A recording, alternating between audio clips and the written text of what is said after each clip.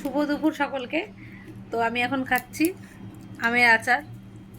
তো কে কে আমের আচার খেতে ভালোবাসো তো সবাই অবশ্যই চলে আসো। এই যে খাচ্ছি, এক বাটি নিয়ে বসেছি, খেয়ে নেবো। ভাত দেয়নি, মার কাছে এসেছি, মাকে ভাত খেতে দেয়নি। এই যে মা বসে আছে, মাও খাচ্ছে, ভাইয়ের বউ খাচ্ছে, সবাই খাচ্ছে। খাচ্ছে মা, এই তো আমার আছে তো, এই তো খাচ্ছে। আমাকে গান শুনছে মা থেকে সেই টেস্ট, কিন্তু আচারটা আমার মা বানায়নি। আচারটা একজন আমাকে দিয়েছে পার্সোনালি, তাকে অনেক অনেক ধন্যবাদ।